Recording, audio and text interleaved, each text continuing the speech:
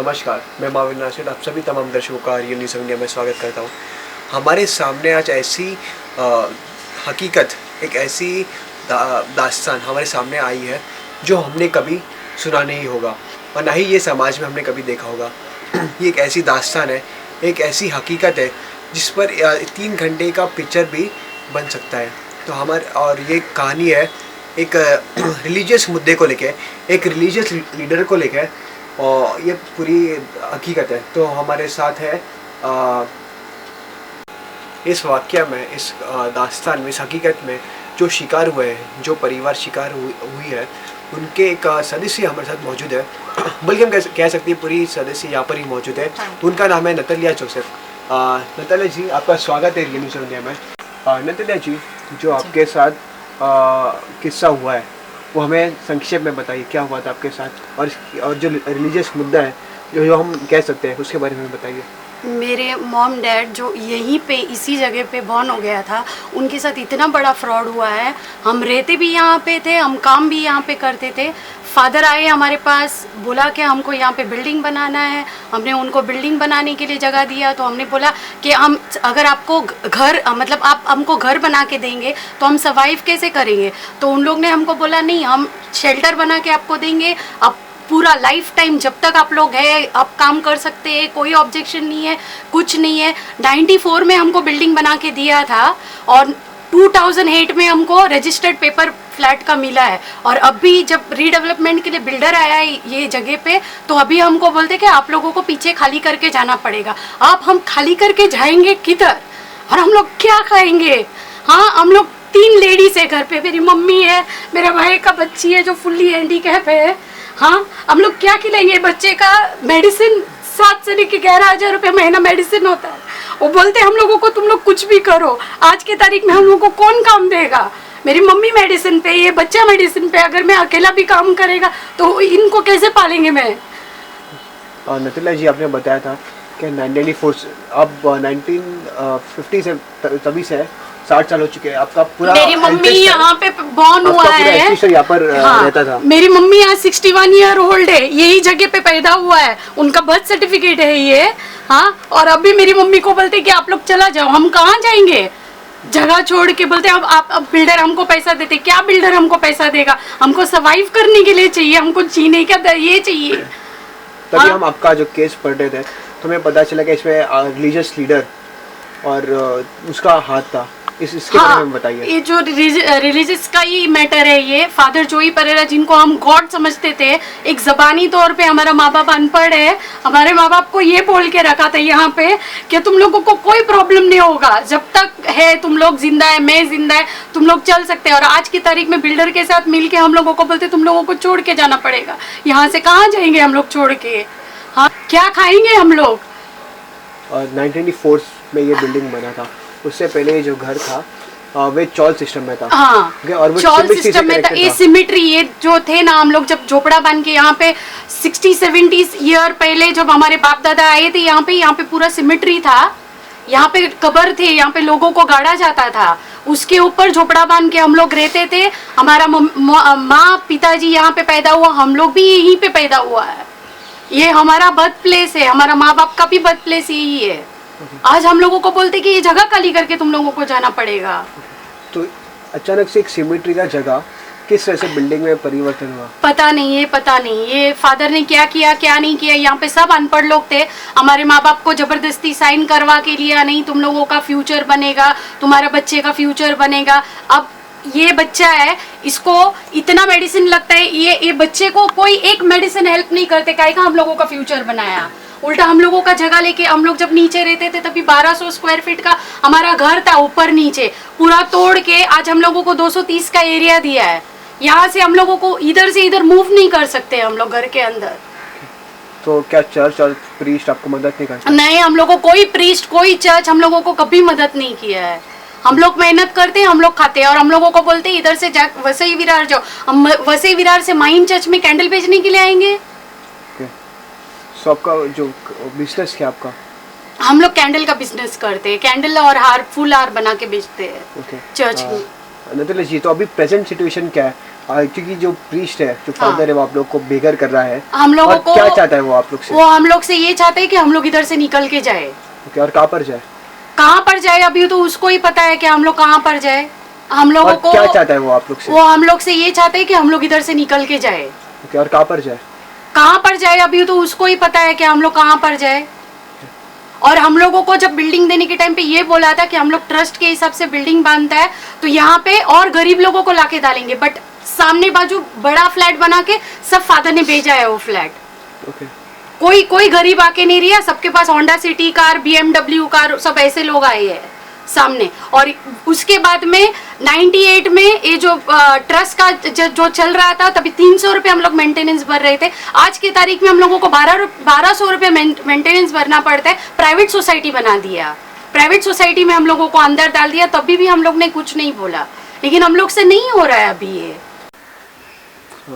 नतुला जी, जो आप 17 साल से ये बिल्डिंग में रहते हो और 60-70 साल से आप जो यहाँ के रहवासी हो, जब हम चौल लोग से 30 साल से ही बिल्डिंग में रहते 30 साल से, हाँ। और उससे पहले से आप यहाँ पर जो चौल था तभी से आप यहाँ के रहवासी थे, हाँ। तो क्या लीगल डॉक्यूमेंट आपको कभी लोग ने बना के नहीं दिया? नहीं, लीगल डॉक्यूमेंट जैसे कि अभी ये फ्लैट का जो लीगल डॉक्यूमेंट है अभी तक फादर के अंडर ही है लीगल डॉक्यूमेंट। फादर ये बोलता है क्या, मतलब जिसने खरीदा उनको तो दे दिया, बट जो रहनवासी है उनको नहीं दे रहा है। बोलते 1.5 लाख रुपए आपको देना पड़ेगा ट्रस्ट को, तब हम ये लीगल डॉक्यूमेंट आपको देंगे।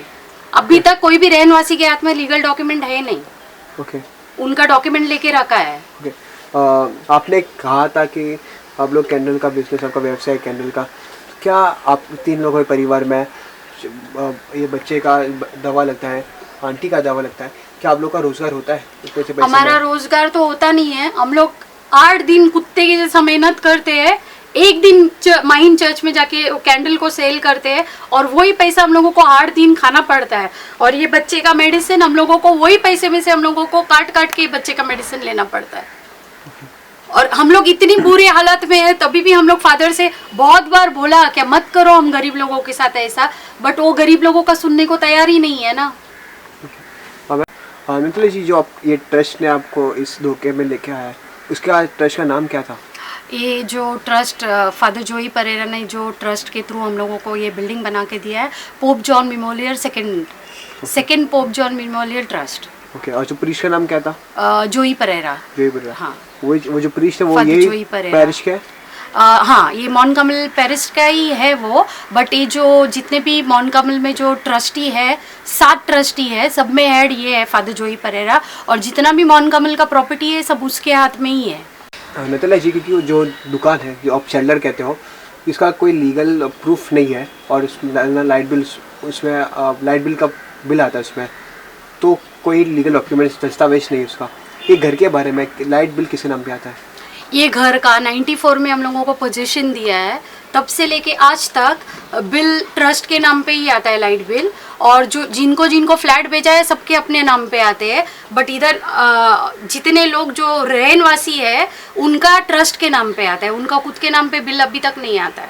ओके, तो हम कह सकते हैं इसमें भी घोटाला है, जिसको घर भेजा उनके नाम पे लाइट बिल आता है, लेकिन जो रहवासी है, जो पहले से 1984 से रहते हैं, उनके नाम पे बिल आज तक नहीं है, आज तक नहीं है। तो क्या आप जो ये यहाँ पर लोग रहते हो, आप रहवासी, क्या आप लोगों ने कभी शिकायत नहीं किया पुलिस को, कभी FIR लॉन्च नहीं किया?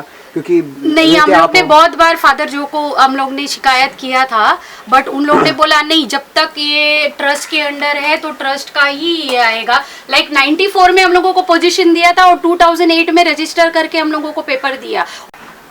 आपकी जो दुकान है, जो क्या वो लीगली प्रूफ है वो डॉक्यूमेंट्स आपकी दुकान के?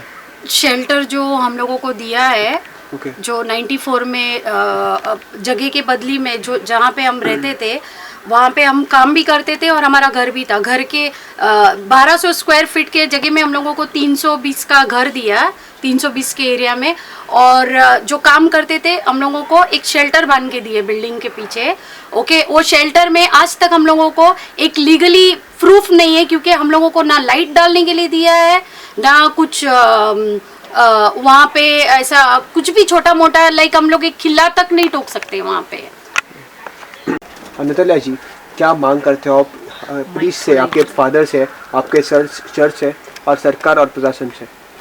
बरसों से हम लोग एक कैंडल का बिजनेस करके आता है। ओके, तो हम लोग बरसों में 60-70 साल पहले भी जिधर काम करते थे आज भी उधर ही काम करता है। मेरा सिर्फ एक ही मांगना है सरकार से भी और प्रीस से भी कि हमको सर्वाइव करने के लिए एक छत, हमारा जो घर है वो हमको दे दो और हमारा जो काम करने का जगह है वो हमको दे दो, ताकि हम लोग मेहनत करके खा सके और ये बच्चे को भी पाल सके।